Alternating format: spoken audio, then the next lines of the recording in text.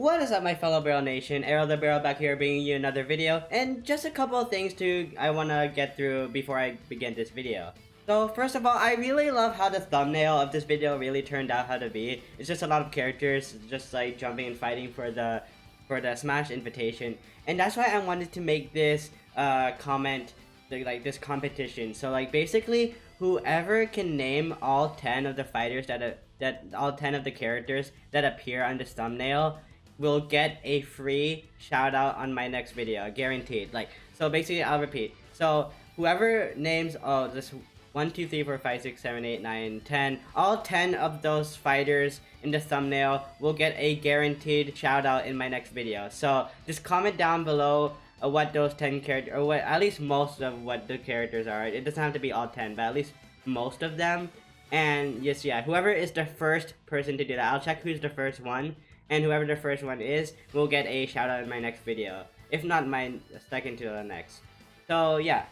And there's also this drawing I made last week. It was for the anniversary of Smash Ultimate. And I can just have like a larger version, like an HD edited version on the screen up right now. And yeah, I really like how it turned out, like the thumbnail. I just really like how it turned out. And oh my gosh, boys, the Game Awards. Oh dude, it's like 11 hours from me right now. It's like maybe like when I post this, it's gonna be like 9 hours away. But yeah, so the Game Awards, it's so close. I can almost taste it. I'm probably gonna react to that too. There's no, of course, it isn't confirmed, but there obviously is gonna be a reveal for the last Fighter Pass character, and yeah, I'm just really excited for that. Dude, so like it's tomorrow, Friday morning for me since I live in Asia, so I'm really stoked for that. Anyways, let's get started with the video. New fighter speculation and predictions are one of, if not the most popular and engrossing topics to discuss about within the Smash Bros community, and this definitely applies to Smash Bros Ultimate DLC. It's entertaining to think about what characters you yourself would like to see in the game, as well as which characters other people would want to see. And it is especially satisfying if a character that you've truly been wanting ends up being confirmed as a playable fighter. For me, it was Sans! And sure, while he necessarily isn't a full-fledged fighter, I'm still grateful that he's in the game nonetheless. And for those who still want their character to be added into Ultimate, don't lose hope. I'm rooting for you, and I hope the fighter or fighters that you want will be in the game. And if they do end up being in the game, then I'll be happy for you. I'm still hoping for my boy Steve from Minecraft. The reason why I said that you shouldn't lose hope in the character that you want, well, at least if they originate from a video game, is that, as we all know, the latest Nintendo Direct directly confirmed, no pun intended, that even more DLC characters are on their way after the initial Fighters Pass. In all honesty, I believe that was the outright best time for them to announce this, because Terry Bogard, which in fact has released last month, by the way, I already made a first impressions video on him, so you can check that out on the iCard above, is the 4th Fighters Pass character. This means that 4 out of 5 fighter slots have already been taken, meaning that only one fighter would be left as the DLC character, well, at least that's what was thought of at the time, since there was no concrete confirmation of there being more DLC fighters. This definitely would have made countless Smash Bros fans, including myself, to become quite worried about there probably only being one more DLC fighter. Fortunately enough, however, like I said a while ago, it was announced that more DLC fighters will be joining the battle, so we don't have to be too anxious now that we're all aware of this being officially confirmed. Now, in regards to how the upcoming DLC will be formatted, well, that's beyond me. It's just unknown to us at the moment. They didn't specify how the DLC will be arranged, but rather just vaguely told us that the battle isn't over yet after the current Fighters Pass. But while we're still unsure about the layout of the future DLC, I can still try to predict the 3 options that they could pursue when releasing said DLC.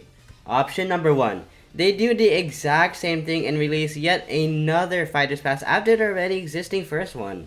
Moreover, they could repeat what they did with the first Fighters Pass and have a maximum of 5 fighters in this second pass, but who knows? They could even increase the maximum amount to 7 or even 10 fighters. So yeah, the first option is that they'll release another Fighters Pass, but option number 2, They released the DLC fighters individually and separately without being contained in the Fighters Pass.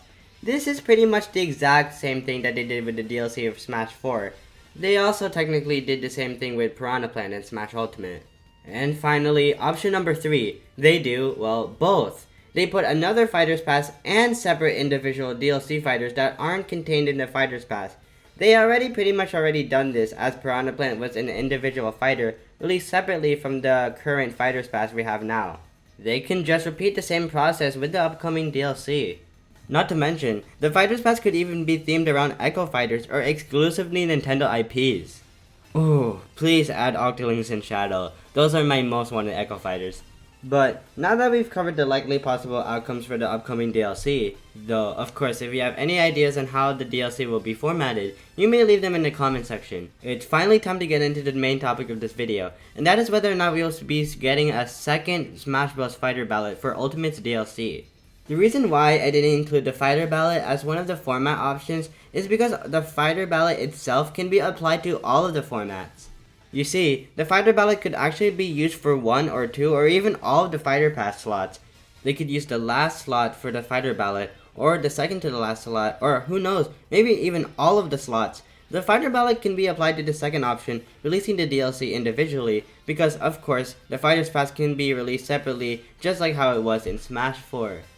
But okay, first things first, of course. Now, what is the Fighter Ballot? For those who don't know or haven't heard of it, the Super Smash Bros. Fighter Ballot was a Smash Bros. Wii U and 3DS limited time event that was posted on the official Smash Bros. Website. From April 1st, yes, April Fool's Day, to October 3rd as of 2015, fans could vote on a video game character that they want as a playable fighter that will be featured in Smash 4 if it was a popular choice and used as a basis for future characters, just like what we've seen in the installment after Smash 4. More on that latter part later. I mean, voting for a video game character you want to see in Smash Bros. Like, how cool is that? Like, wasn't this an incredible idea? In terms of what you had to do in the Fighter Ballot, you, well, like I stated, find it in the official Smash Bros. Website, and then you were to fill out 4 parts. Your gender, what character you're voting for, what game that character originates from, and why that character should join Smash 4. Now, why exactly did they even want to know our gender? I have no clue. Maybe they just wanted to know which gender wanted insert character the most? I mean, that's a bit unnecessary, but that just further proves my point. Like, they didn't even do anything with the data and the results of the gender you chose. So why even bother?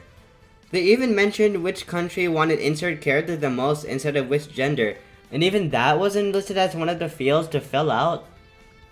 Anyways, enough about this. At least the next 3 are significant. And they all are tied into each other. The next required field, and undoubtedly the most important ones, as it was basically the whole point of the ballot, was what character you were voting for.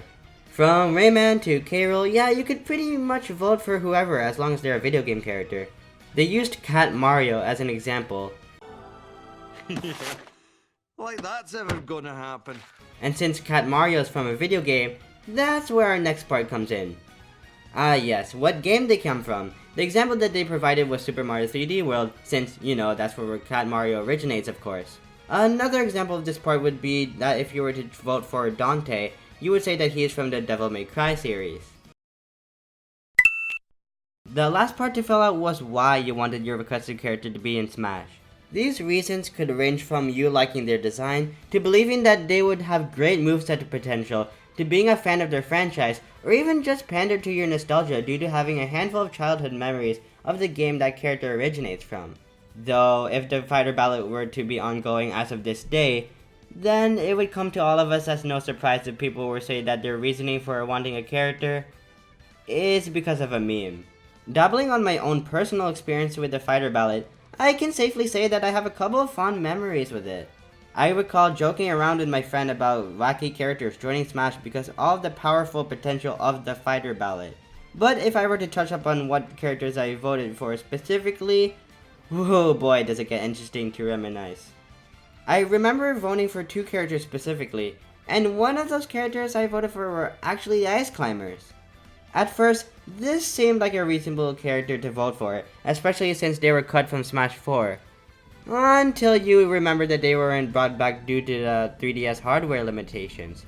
But here's the catch. Because of the ice climbers not functioning properly on the 3DS counterpart of Smash 4, I stated that the Wii U version of the game should exclusively receive the ice climbers as DLC. Now I know what you're thinking. Then you may be asking, well, if the Wii U is getting a character, then what does that mean for the owners of the 3DS version? Well, here's what I came up with.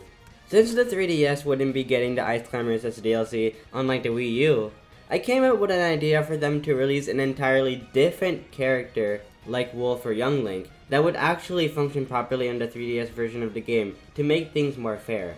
That way, owners of the 3DS counterpart wouldn't feel as bad for not having the ice climbers in their roster since they have their own exclusive character that Wii U players don't. As a result, this would balance it out and still retain the equality of both Smash Wii U and 3DS players. Yeah, an idea like that certainly would have worked out, am I right? You see, while the 3DS and Wii U versions of the game didn't have to share some features such as modes and stages, both of them most likely have to have identical character rosters. So as you see, looking back at this wasn't really a good idea. I guess the only other way they could have implemented the Ice Climber was to only have the single Ice Climber playable, which would also be a bad or maybe even worse option since they're known for being a pair. But hey, at least they came back in Ultimate. But if you think that mindset of the mind of the Ice Climbers was bad, hey, it's me, Goku! Yeah. I think my incognizant 11-year-old self didn't really understand that the character you're voting for had to originate from a video game, because I remember watching this video which told me to vote for Goku, then put in one of the Dragon Ball games, I think it was for the DS or 3DS, for the game that the character appears in. But of course, later on, I learned that it's not about having a game on a Nintendo console or basically just being a game in general for that matter. It all boils down to if they have made their first appearance on a video game or not. That means no characters that are first and foremost anime, TV show, or movie characters. Plus, on one hand, with his excellent moveset, stage, and spirit potential, or just his overall representation, I think Goku would be an extremely cool addition to Smash Bros. And I'm sure many of you guys can agree. Like, that's even coming from someone who isn't really into the series at all. Though, on the contrary, I feel like he would ruin the whole concept of Smash Bros. While that may seem quite blunt at first, Smash Bros. Is, at its core, a celebration of gaming history, so adding Goku to the mix would definitely spark some controversy. It would pretty much ruin the whole point of Smash Bros. As a whole.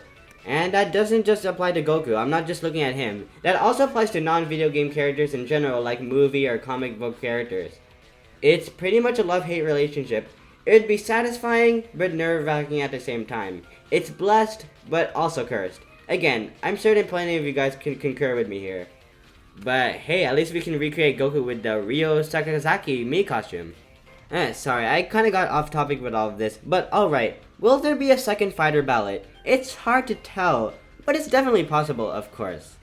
If they've done it before, there's no doubt that they can do the same again. What I believe is also a possibility is that they could use the results of a Smash Ultimate Fighter Ballot to lay the groundwork for the fighters for the game after Smash Ultimate. Why? Well, that's pretty much what they did with Smash 4 Ballot results with the characters like Ridley and K. Rool. I've also heard about the rumor of the Smash 4 Ballot actually being rigged and that Bayo didn't win it, but let's not get into that right now. But using the results of a ballot for the next Smash game, it's likely, but it's not like that's gonna happen anytime in the near future. There is also the fact that Twitter user SSBU News has already made fan-made ballots where around 20,000 fans voted on one of them.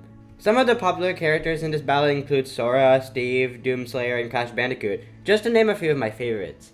This just goes to show how hyped I would be to see who would win an official one for Ultimate.